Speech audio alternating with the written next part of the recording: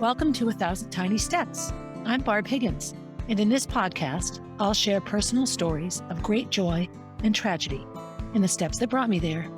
I have become adept at tracing them backward to find the origin of an event, good or bad, that has affected my life. I have gone from being on top of the world with Division I All-American success to being unable to get out of bed with the grief of losing a child, and everything in between. I am painfully honest, which can make people uncomfortable, but discomfort brings growth, and oftentimes, tragedy brings joy. So, tie, buckle, slip on, or lace up your shoes and join me as we begin our 1,000 Tiny Steps. Hey everybody, Barb Higgins here, welcoming you to episode 32, which is also the beginning of season 4. So I listen to a lot more podcasts now, and I always sort of wondered about the seasons and how people decide when a season's over. Is it a year? Is it a period of time? Is it a number of episodes? And for me, it really is topic, what the focus of that series, the next series of podcasts will be about. So season 1, for those of you listening for the first time, was all about having Jack and sort of all the things tied into that decision, being a 57-year-old giving birth person. Season 2 was all about Molly. And then season 3 was the period of time before Molly's death, where I was really living out the effects of living a life of trauma, having a lot of trauma in my life. And the main purpose of this podcast is to trace the 1,000 Tiny Steps back to when I think the stone that is Molly's death was set rolling. Now, I know the logic, realistic part of my mind knows that Molly's death had a million things that went into it, not just 1,000. And that likely nothing that I did specifically caused her to be dead. But any grieving mother or father or sibling for that matter, knows that for the rest of our lives, we will be wondering why. Why? What could I have done differently? And I have lots of people who will tell me this is an unhealthy way to think, and perhaps it is. But heading into wrapping up 6 years without Molly, after having her for 13, I'm not in a place where I can not contemplate this on a fairly consistent basis. So today is April 1st, 2022. What would be Molly's 19th birthday? So, I will start crying now because I'm having a very hard time with this one. And I think I've probably had hard times with all of them when I really think back. But being a new mom, well, a year into it, so I'm not quite a new mom, but in having a baby that forces me oftentimes to sit and be still, I just have a lot of time to be in my head. A lot is happening on April 1st. So my initial thought for episode 32 was just to be sort of a real-time review of what life is like with Jack, how he's impacted our family and day-to-day life. But I'm going to save that for episode 33, because episode 33 is to be about grief effects on me as a mom, how my grief impacts parenting Jack, what does he pick up on, and all of that. April 1st, 2003 was the day I gave birth to Molly, and I had Molly with the express purpose of giving Gracie a buddy. I didn't think Gracie should grow up without a sibling, having no idea the relationship that Gracie and Molly would have. By the time you hear this, we'll be a couple of weeks into April, and I'll be marching toward Gracie's birthday, and then May, which is the month that we lost Molly. But April 3rd, 2003, I woke up fully expecting to go to work. I had been working. My due date was Friday, April 4th. I knew that she was coming along, that she would arrive shortly, but I wasn't really sure when.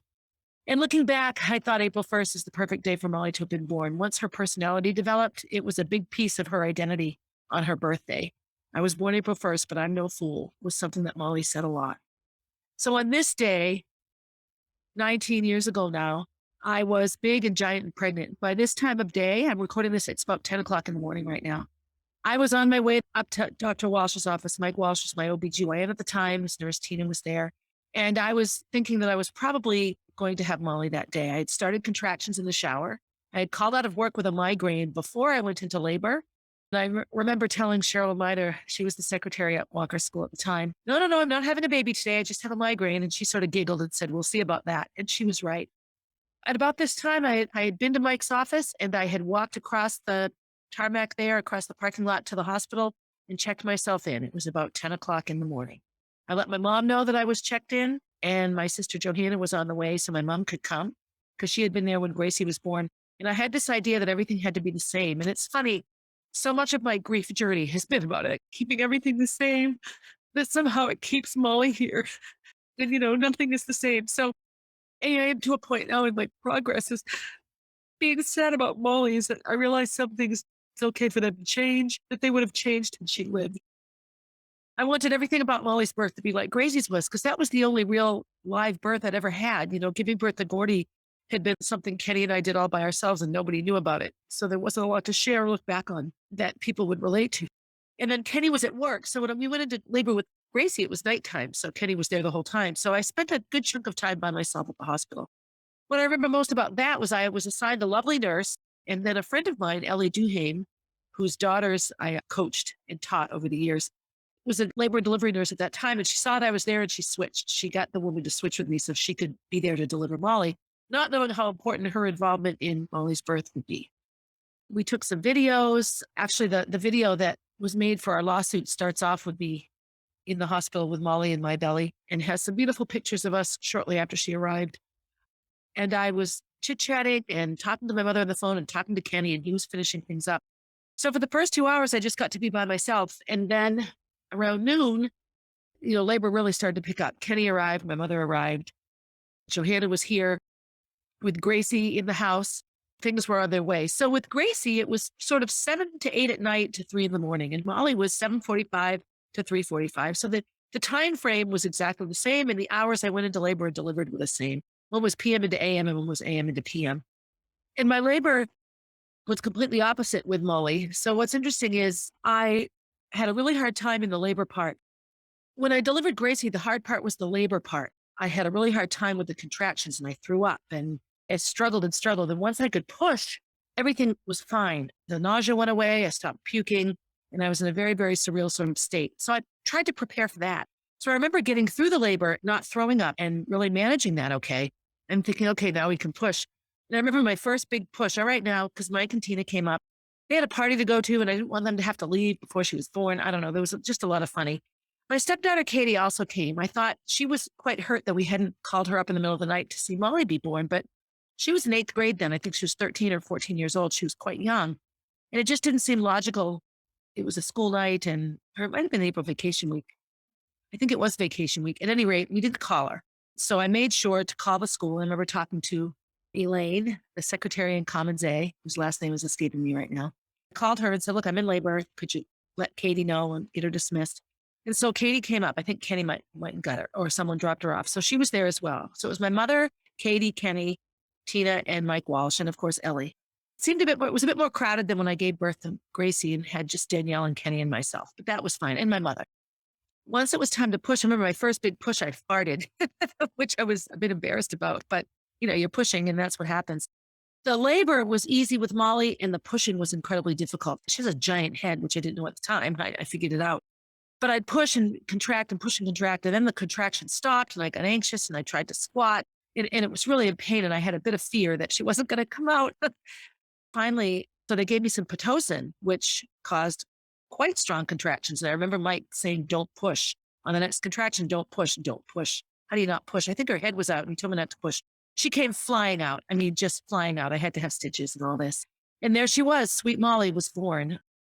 Right about the time I was pushing, the athletic secretary, Joyce Mamis, called from Concord High because the girls were all wondering if I was okay. I was in the middle of pushing. I mean, there been iPhones at that time where you could see each other, which there weren't. That would have been an ugly shot. At any rate, Molly arrived, and that was April 1st, 2003. What's hard for me now is that people will tell me you should remember this with happiness. Well, of course it was a happy day, and I remember it being happy, and I'm happy that she was born. But right now, it just evokes such incredible loss of being at me because she's not here. And the other part that's really, really hard is that I know how much Gracie struggles. I know I've said this before, but I wrote in Molly's obituary in the newspaper that the person who would miss Molly the most is Gracie, even though I'm Molly's mother. In my day-to-day reality, at the time she died, Molly and Gracie were 24/7 together. They were just each other's person. And so I know it's hard for her and she struggles and worries about me. So I think she tries to keep me okay and doesn't always share it. At any rate, Molly's arrival was nothing short of miraculous and it was not easy. It took Gracie a long time to get used to Molly being around. She was little and I think I remember a couple of nights she would cry going to sleep. It broke my heart. Here I am trying to snuggle 2 babies and everything. Of course, that all ended up being fine. The tears that Gracie would shed would no longer be about Molly arriving, but Molly departing. So here it is now, 2022, and Molly would be turning 19. And in the first years, people would flock to her grave and sing happy birthday. And I realized that, these things they wane with time. They're supposed to. It's a natural process of thing.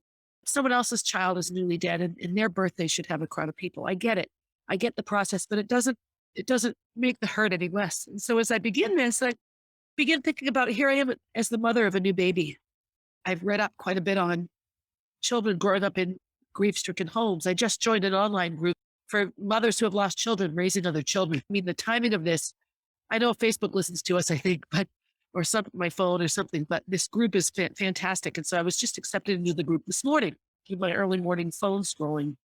So I put would be my daughter's 19th birthday, and my 21-year-old is struggling, and I'm trying to be happy for my 1-year-old. To Jack, what does all this do? So Jack's birth was completely different. I remember I was so angry he was not going to be born in April. Molly and Gracie were born in April. I just felt like his April due date was perfect and it would have made sense. And he was a boy, so that was different. But I think Jack did not want to share his birth month with anybody. And along he came on March 20th, which is a beautiful day to have a baby. It's the equinox and the first day of spring. And it's the Baha'i New Year, Nowruz. So it was a wonderful time for Jack to be born, a wonderful day to be born. But Jack is an intuitive boy. And I've talked about this before as well, that sometimes when he sees him upset, he laughs. And I always think he's laughing at me. And I think he's trying to cheer me up. Kenny was in the kitchen. He got back from Florida and Jack was going to try to knock the little TV off the shelf. And Kenny was, no, and just sort of yelling, no. I don't think Jack understands that that's punitive, that it goes to him. I think he hears the anger and he hears the upsetness because he turns around and smiles. He just smiles. At first, as an adult, you think he's being a little manipulative stinker. Like, look at him laughing and yelling at him. But it dawned on me that what he's doing is cheering us up. How do I navigate that? Jack will grow up knowing all about Molly, and he will spend a lot of time watching me cry, and he will hear anger in my voice. These are natural parts of life. I'm not going to hide these things from him. Now he's a 1-year-old, so I have to moderate and be careful about just how much and how authentic I am in front of him. So I understand all of this. So this morning, it was rainy. It's a bit sunny now, which is nice. It helps my mindset a bit, but he slept and I got up, and my intention was to record this podcast or to continue writing. I've just about finished my first blog post, which I'll talk about in a bit. And all I could do was sit and just remember 19 years ago what I was doing. And this room I'm recording the podcast in was our living room. And right across from where I'm sitting was a big white couch, and the smaller white couch was here. And I had my giant belly, and there's a picture of Gracie hugging it just before I went off to the hospital. So, all of these things just go through my mind. Jack is an intuitive little baby, and he woke up fussed, and the bed's downstairs. So I just got back in bed, snuggled with him, nursed him a bit, and he snuggled right up. He puts his hand up inside my shirt and holds my neck. It's like the sweetest thing. He's just right next to me. I love nursing Jack. It's such a good thing. At any rate, I tried to get up out of bed and he whimpered, and I thought, I don't have it in me for a fussy baby. And he opened his sweet little eyes and he just smiled at me and he reached his arms up. And so we sat on the couch.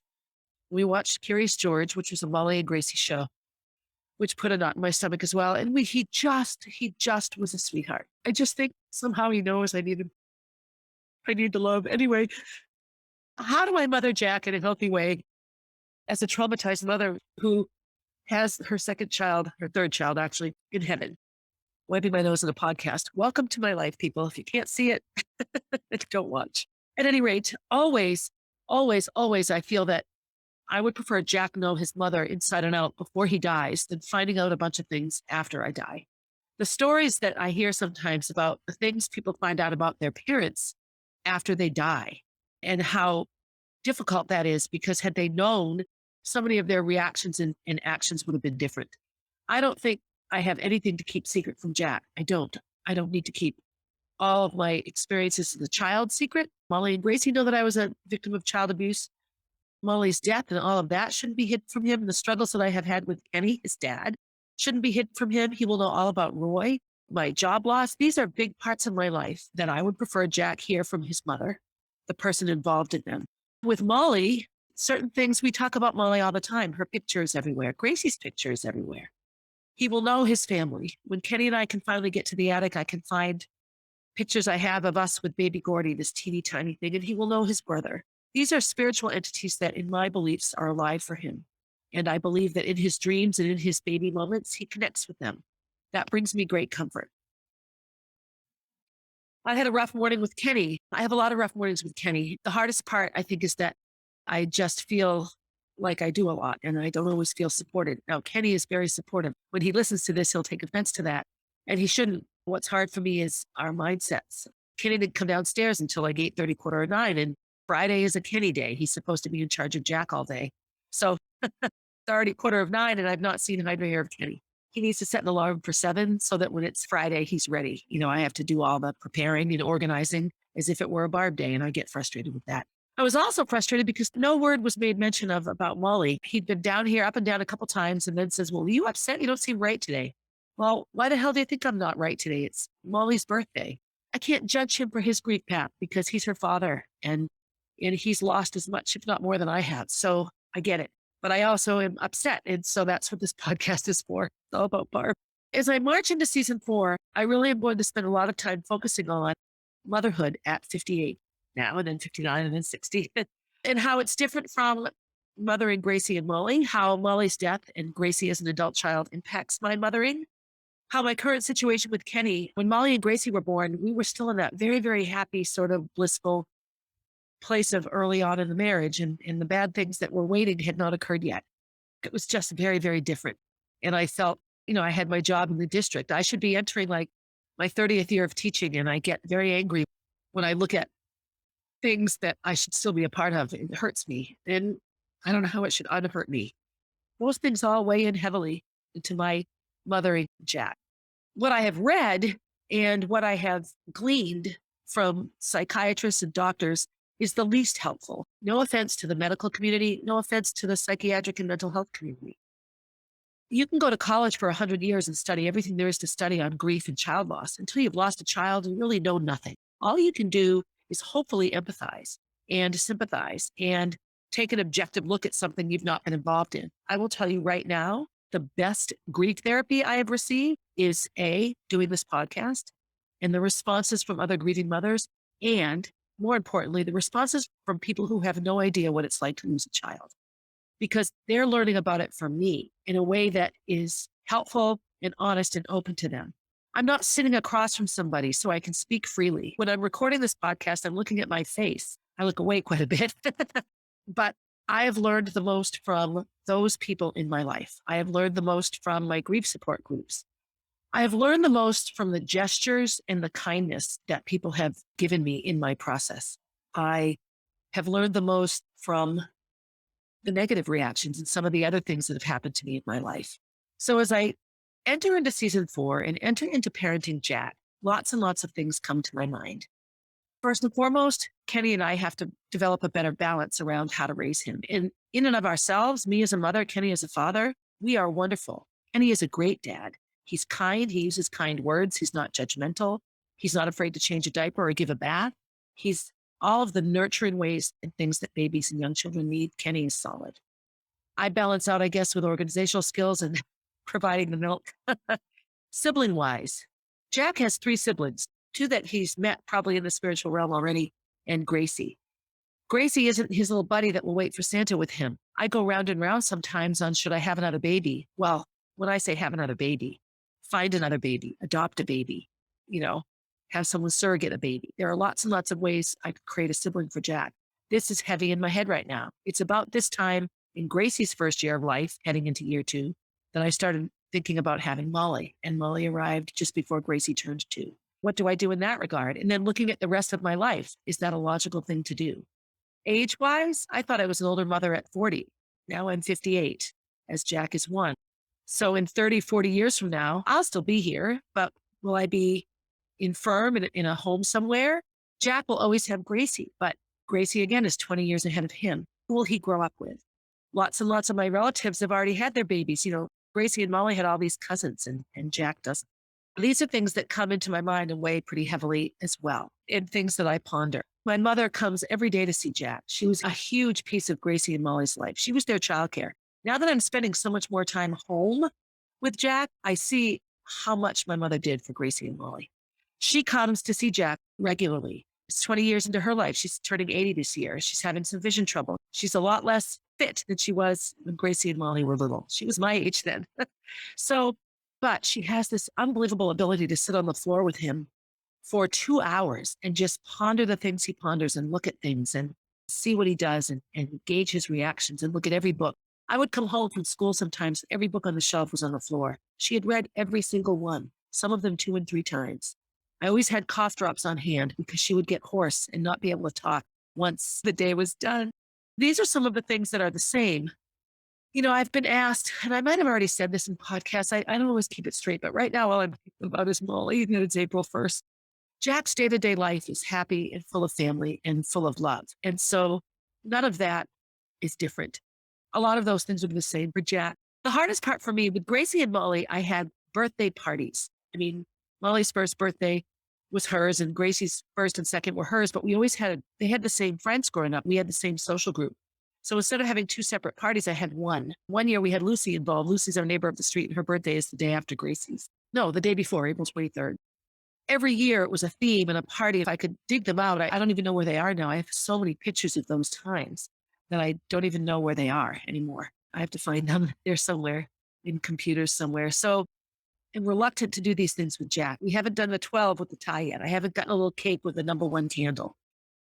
Years later, you don't remember it was 2 weeks after his birthday that you posted these pictures, but I'm just reluctant to do it because I know how hard it is for me to look back at Molly's. I don't like looking at those things. Every candle that exists on her cake reminds me of the one that doesn't. Is that a reason to deprive Jack of his 1 and his 2 and his 3? No, of course not. And ultimately I won't, but I have a very hard time commemorating the day in any big flamboyant way that I can then look back at a picture on and see. Jack's first birthday was at Disney. And so they're Disney pictures and we have tons of them. So I know it was his first birthday and he doesn't, but he will one day. And it just seems a bit easier to take. In terms of Jack and Gracie, so many people initially have said, and this is what's different, when I had Molly, it was clear that they would have each other and little siblings and they would grow up together. So many people, the criticism of me being a mother at my age is that Gracie will have to raise Jack. Well, that is not ever going to happen. I'm Jack's mother. Gracie is Jack's big sister and she gets to be his big sister. But she's not going to make restaurant scenes out of toys and stuffed animals with Jack. She's not going to go trick-or-treating with Jack. She might take him trick-or-treating, but she's not going to dress up and go get her candy because she's 5 and Jack is 3. It's different. Her relationship as his sister will be different. What I hope for and pray for when Jack is 30 and Gracie is 50, that they're friends like Bethany and I are friends, that they like B and I. B's 21 and I'm 58. I could be his grandmother, quite honestly, if young mothers and all. He's one of the most important people in my life right now in my social realm, in my CrossFit realm. He's just a phenomenal human being. Age means nothing. In our conversations about all the things we talk about, I don't feel 58 to his 21 and vice versa. It's a wonderful thing. And it's what I love most about my CrossFit community and some of the friends I have there. The other hard piece about today is that the people that were big and important in Molly's life, the 3 girls that came to her birthday party, aren't here anymore. I mean, they're here, but they're all up at college and living their life. And I know they think of Molly. All of their mothers remind me that they think of Molly, but, they wouldn't be here anyway. If Molly were turning 19 alive, she'd be wherever she'd be. She'd be at college somewhere. It wouldn't be the way it was, but it would need to be the way it was because there would have been 5 other birthdays between then and now to morph and change and grow and be different. It would make today a lot different. She wouldn't be here. I wouldn't be driving her to school. I wouldn't be here. And right now the house feels as hauntingly awful as it felt in the days and months after Molly was born, when school started that year and she wasn't here. And it was just so difficult to be here. The house feels that way a bit. It makes me want to move or change. It makes me feel like Miss Havisham, and I don't want to feel like that at all. I don't know that Kenny's grief comes through in his parenting to Jack as much as mine does. There's an intuition with babies. I grew Jack in my stomach. So for 9 months, he and I were living together. My blood was his blood and his blood was my blood. And the research now on babies in the belly is phenomenally big. And I didn't have a lot of sad days pregnant with him. I was very, very focused on him being healthy and happy. And I made a point. I had some stressful days, of course, but I didn't have a lot of grief at that time. It was easy to channel my Molly energy into Jack. I was very insistent that Molly have everything Gracie had. I wanted Jack to have everything Gracie and Molly had, and I wasn't sad in either of those pregnancies. It was easy to do that for Jack. When I contemplated why did I give birth to Jack in the first place, why? I think sometimes Jack was sent here to save me. From what, you ask? Well, to save me from sadness, to save me from grief, to save me from Roy, I think, to save me from negative aspects, not fixing things with Kenny, whatever that means. He was sent here for a lot of reasons, and the inward facing part of Barb attaches all those things to his purpose. Maybe his purpose is to grow up and work at a summer camp for kids with disabilities and change a child's life. Maybe that's his whole purpose. Maybe a baby's going to be born 30 years from now that he will impact in some way. Maybe he's supposed to grow up and give birth to a child that does a great thing, create a child that does a great thing. I don't know, but I just know I was supposed to have him. And in my worst moments, my grief around Molly and my decision to have Jack keep me from spiraling into a really negative place. As his mother, I often think I could be done with this now. I'm 58. I'm a young 58. I could have 40 years ahead of me where I wasn't responsible for a child in my house. That can be overwhelming sometimes. My decision to have Jack was not based upon loving being home in a messy house full of toys, responsible for a child at all. That wasn't my motivation. Some people love the chaos of kids all around. Bethany has 6 kids. She thrives in it. She loves it. When she has her babies, it's to add to what exists already in that very, very day-to-day practical life.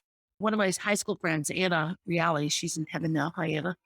Her daughter, Sarah, is now pregnant with her 6th child. Anna had 6 kids. I love it. And when I went once to visit Sarah to give her some tickets to a play for her kids, she was just sitting on the couch with holding a baby, surrounded by kids, and looked as happy and content as could be. And, God bless her. But that is not where I was coming from when Jack arrived.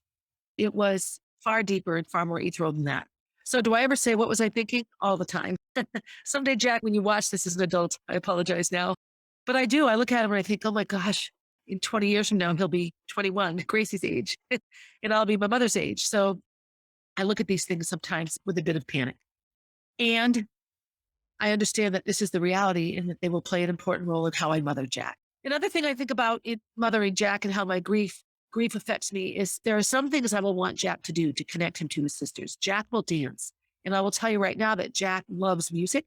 Oh my gosh, he already dances. When I go to CrossFit and the music is blaring, I look over at him and he's dancing. It's adorable. It's something that he loves. It's something that's meaningful to him. It's something that he loves watching. He spent 9 months in my belly listening to dance competitions, and he's been to a couple already, and he loves it. He's riveted to the music and the stage and the noise and all of that. So, he can start that in a year and a half or 2 years, he can start. So that's exciting. He's excited about it. And listen to me, he's excited about it. He doesn't even know what's going to happen. He will also do other things. Kenny has raised 2 sons, and Kenny looks forward to T-ball and Little League and all of the little boy things that we call boy things. Girls play T-ball and Little League as well. But, in raising his boys, Kenny Jr. and Davy did all the sports, and Big Kenny was a big part of it and enjoyed it and loved it. Molly and Gracie never got into the sport. I think had Molly not died, they both would have done track or cross country in high school. Molly was very, very, very into running and very much wanted to run cross country because it was something that I did.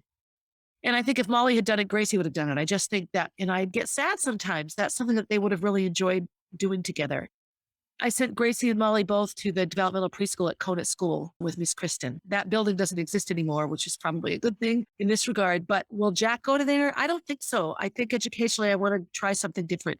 I can't just repeat the same thing because Molly and Gracie's life didn't turn out the way I wanted it to at all. And by repeating those early steps, the superstitious part of me thinks I'll just be setting myself up for the next big job loss, the next Roy, the next financial collapse, all the things that happened in Molly and Gracie's younger years that I still feel impacted Molly dying will just happen again. So there's a part of me that looks at Jack being born in March and arriving early and being a boy and just having so many differences that I'll parent him differently and travel different paths. One of the things when I was meeting with my podcast editor, we were coming up with things to talk about him. One of the things we talked about was, other moms and babies. I'm very isolated. Jack was born, there were like 5 or 6 babies born in my CrossFit gym. And I don't see any of those babies. I see Fiona because she goes to the same childcare. And Fiona's parents go to my CrossFit gym, and Fiona's mother and I, Justina and I, both coach there. So I see them in the CrossFit realm, but they aren't part of my social group. And they weren't part of my social group before Jack was born. I could be their parents. Their friends are much younger. So I worry sometimes that I won't have this automatic set of parent friends with babies because I've had Jack for a year and lots of people have had babies. I don't have a connection to that. Now, I live a busy life and I do a lot of things. My social connections center around CrossFit and fitness and those sorts of things. And my online social connections are grieving mothers, and then I have school board. And so I have things that keep me busy and keep me away from just hanging out with other mothers.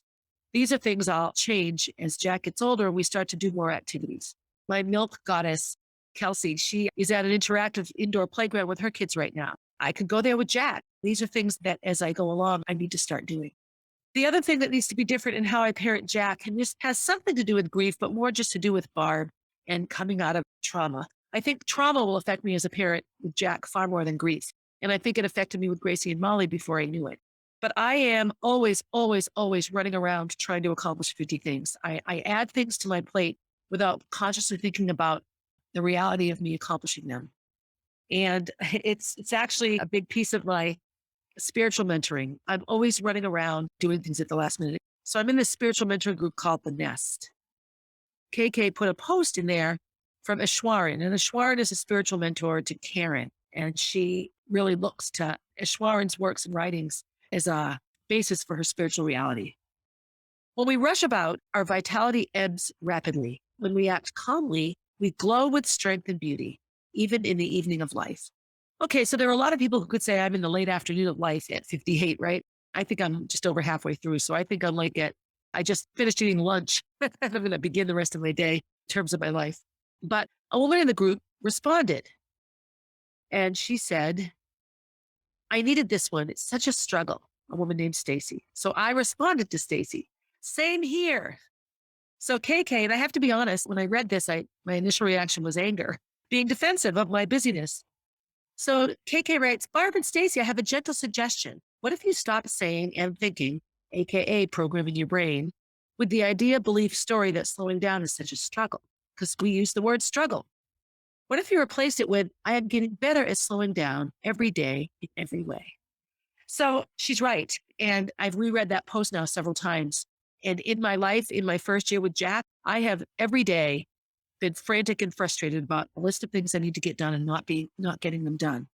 Rather than create a life where I can do what I want and focus mindfully and lovingly and calmly on things like this podcast, I hold on to things like teaching at VLAX. I hold on to things like the school board. I hold on to things and I run around in circles, living, like I said in my last episode, with the insane idea that I can keep doing it and it will just somehow be different. And it isn't different. And so as I was recording this, I saw Kenny's car drive up. I can look out the window and I put the sign on the door. So I'm going to assume that he was frustrated by this. He's just had 5 days in Florida and a full day to himself yesterday, even though he was back. So I'm hoping what he thought was, you know what? I just had 6 days to myself. I'm going to sit here. And I think he sat in the car for a while. He might've texted me. I don't know. And then I saw his car drive away. I'm quite sure he managed just fine, but that's how crazy I am that I have to wait till he leaves and rush around to record my podcast.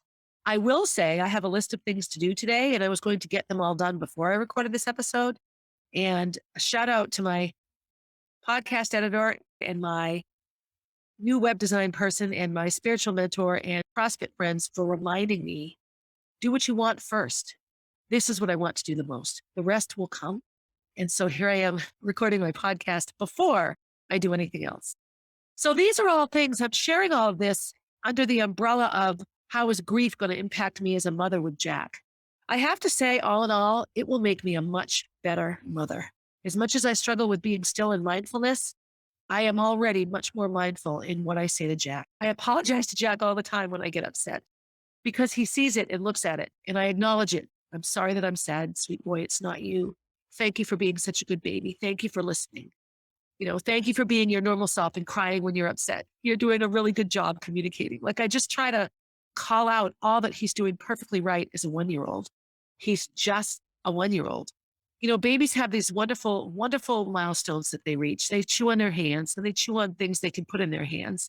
Then they chew on food. Then they eat things they shouldn't eat. Babies are very, very orally fixated at that young age. Their mouth plays such a huge role in their development. And Jack doesn't chew on his hands anymore. And it makes me a little sad because it just means he's moved on to chewing on the spoon or the key ring or whatever. Anyway, all in all, I feel really, really grateful to be a mother again. In all of my conflicts, in all of my uncertainty, in all of my defensiveness around the criticism of others, in all of my gratitude around the support of others, I will be a better mother to Jack than I was to Gracie and to Molly. If you asked either of them, they would say I was a good mother. Bonnie Laura Shelley, she taught 3rd grade to both of them and she did a Mother's Day card. And they would, the best thing about my mom is, and they would list these things and I love them. I have them in one of these bins here. I need to get them up on the walls. But I remember Kenny laughed at two things, one from each. Gracie had listed that I always cooked her dinner. I don't cook. But when I asked her about it, I make her chicken with star soup on the can. That was what she thought of. And then Molly wrote that I was always right or that I was never wrong. Whenever we're arguing, Kenny will often insist that he's right 99 times out of 99, right? At any rate, those things, if you were to ask either of them, they would not say I was a bad mother. But I've suffered so much since their birth to Jack's birth in so many ways that I think all of that only will make me a better mother. What I hope to accomplish in season 4 as well is I like to pull in literature. I like to pull in the words of others. I like to pull in everything that I can that's separate from me. I spent so much time with the book, The Body Keeps the Score. As I finish that book, I'm sure that will play into how I'm parenting Jack, because I'm getting into the part of that book that talks about healing. How do you heal from trauma when you can't undo what happened? How do I heal from dead Molly? How do I heal from invisible Roy? How do I heal from the job loss in the career that I wanted? How do I heal from sad Gracie? How do I heal from dead Gordy? How do I heal from these things? Failed marriage. I have so many things to heal from. That will play a big role in this season as well. I want to be clear to all my non-mom listeners, I won't be focusing solely on motherhood. So if you're years away from having babies, or you've raised your babies, or you never wanted kids, don't worry about it. There'll be plenty in here for everybody. I'm not a narrow. I told my new web design person, I am a wide angle lens in a telephoto world. I have a very hard time pulling it together. In terms of today, so I'm wearing a shirt that says Malls on it. Right before Molly died, Gracie was in high school. Molly was 2 years behind. They were really, really getting into the fact that they were becoming independent and teenagers, that their clothes could be stylish. And I had set aside money. We were struggling financially still so badly. I had set aside some money to buy them, Victoria's Secret underwear instead of Kmart underwear or Target underwear. And I had put aside money for actual Nike leggings and Under Armour and all those things instead of, again, Target or whatever. And so Concord Dance Academy, this is a Concord Dance Academy sweatshirt, and it was a hoodie. And this was one of the first times as well that they chose different things. Gracie did not get this hoodie. She got something else. And it was interesting that they got their different things. And it made me really, it struck me that we were turning a corner, not knowing the corner would have a dead end 1 month into Molly being a teenager. So I put it on today. I was having a really, really bad time. And I went into Molly and Gracie's room and I looked through the closet because I just wanted to wear something that was hers. And we've packed so much of it away that I just felt angry. It was just disappearing. And so I'm wearing this small sweatshirt. So I think I'll just keep it on today because it makes me feel better. Today, I don't know, every year since she's been gone, we put her age in balloons on her grave. We put how many pink balloons she was alive, 13. And then there was always purple balloons for the year she's been gone. So now we would have 6 purple balloons. I want my environmental friends to know that we don't send them up into the sky. They just decorate her grave.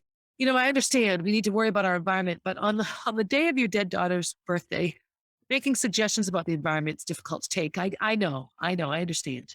We try very hard to honor her in a way that doesn't hurt helpless animals in the environment, because I get it. That's not right for us to do that. I'll probably find a way to do that. She was born at 3:45, so you won't hear this until 2 weeks after she's born, but I'm hoping people will sing. I'll probably do a Facebook Live around that anyway, because then I can get to people in real time. So that's it. Welcome to season 4. I have a lot of gratitude. I want to thank the people working with me behind the scenes, primarily Jace, my podcast editor. He's phenomenal. And I don't do well taking help. And he's very patient and kind, and he's waiting for me to follow through on things I say I'm going to do. So I have some things coming up. And by the time you hear this, maybe it will already have happened. But knowing me, I think it will take me a bit longer than coming right out with episode 1. But I'm starting an email newsletter. A lot of podcasts that I listen to now, when I sign up for the website, I get a newsletter once a week or once every other week or whatever. And I love it because it gives me different information than just the podcast. I get to know the podcaster more and the story behind the podcast. And it gives me an email to read that isn't a junk email. So I also learn about other things that these podcasters do. So in my online growth as a podcaster and a blogger, I'm going to start writing again. I actually have my first blog about 3/4 done. Molly's birthday, of course, is changing the nature of that blog. It's why I haven't written, because I have a hard time creating and committing. You created Molly, committed to raising her, she's dead. I know that's a loose connection, but in trying to explain how I don't follow through on things, it's just been very difficult for me to stay committed, to set a goal.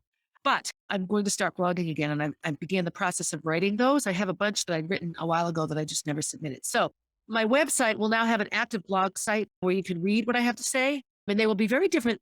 Writing is not talking. Talking about something is completely different. If I were to have my podcast transcribed is not at all how I would write. I'm a much different writer. And so I feel that both of those mediums can connect with different groups of people. So I'm going to start writing again as well. And then the MollyB Foundation and the website is really pretty much set up. And we're going to have a big Molly May. So we're looking at how to fundraise for the MollyB Foundation. I do sell things, sell t-shirts, sell mugs, ask people to donate, collect clothing. I do things that are very, very, I probably raise $10,000 to $15,000 a year, but I spend far more than that in the things that the MollyB Foundation does. I end up spending my own money, and that isn't a healthy foundation, and it's not healthy for me. Look for actual tangible events that you can participate in, either here in Concord where they'll happen or virtually. I will always make Molly events doable for anyone, anywhere, because that's what she would have wanted. So some of them that come up, I'm doing a clothing drive through Savers again. And I always honor Jane and Skylar in my clothing drive because they both suffer from epilepsy, and Savers supports the Epilepsy Foundation. So we're doing a month of May clothing drive. More details for that. You can look on my Facebook and Instagram pages and on the MollyB Foundation page once that's up. We're doing a MollyB Monday. So the year that Molly died and in the years following her death, the school district always did MollyB Monday. I have to sort of remind the school district of that now because Molly would be gone by now. So a lot of people have no idea who Molly is. Theater people do and all. But MollyB Monday is simply a day where you wear pink or you wear an item that has Molly on it, and you spend the day doing small things to make people happy. So that will be Monday, May 9th, which is the date of the first MollyB Monday that ever happened. There will be a Molly WOD. So WOD means workout of the day. My CrossFit gym in Concord, Amoskeag CrossFit, will be hosting a Molly WOD. I'm hoping my Amesbury friends will do the same. I'm going to set an event up there so that my CrossFit friends in Amesbury can also honor Molly. Typically, I create a t-shirt for sale, and that's more fun for the CrossFit community. However, Molly would want anyone who wanted to participate to do it. And the workout itself is not CrossFit specific. It involves body movements that you could do anywhere and you can scale easily. So more information on that, as well as a link to t-shirts if we sell t-shirts. And then finally, some sort of event. I think I'll have other items for sale to raise money. I haven't quite figured it out. I need to get with my board of directors for the MollyB Foundation to really create an event that could raise money that would be different than asking people for money. So you're not just sending a donation, you're paying for something tangible, and the proceeds of that tangible item or activity go toward the MollyB Foundation.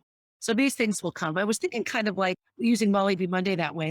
Or the month of May, you babysit and you get paid $50, donate $25 to the MollyB Foundation, like those kinds of things. I remember when I was in youth group, we would auction ourselves. It was like a community service auction, and you'd go and do yard work for people and they would pay you, but the money went to my youth group. The ski team at Concord High School does this now. So maybe something along those lines. I always want the fundraisers for Molly to be community building and helpful. I do need, however, a large fundraiser. Bard's Track Camp, which is at the end of June, is now a major fundraiser for the MollyB Foundation. I donate all the money that I make from that to the foundation. I don't make a lot from it, but after paying all the staff and paying everything, the most I've ever cleared in a year, I think, is maybe $2,000, which is a lot for me for 1 week of work. But it's hours of planning. So now that I just run it through the MollyB Foundation, I don't see any of that money. So that's also a good way for students to donate a day of their pay. And now they've done community service, which they can utilize for school. I need other big events. If anyone has an idea of a fun big event, a variety show or a road race or something that we could do to have as a fundraiser for Molly, I would appreciate it. I want to call out a couple of other people as well as I wrap up. So I've been listening to a podcast called Okay Yeah, and it is a very, very simple, low tech podcast put together all by herself, a girl named Libby Parker. And she's phenomenal. And basically, it's just what I do. She just tells stories of her life that maybe would help somebody who's going through something similar.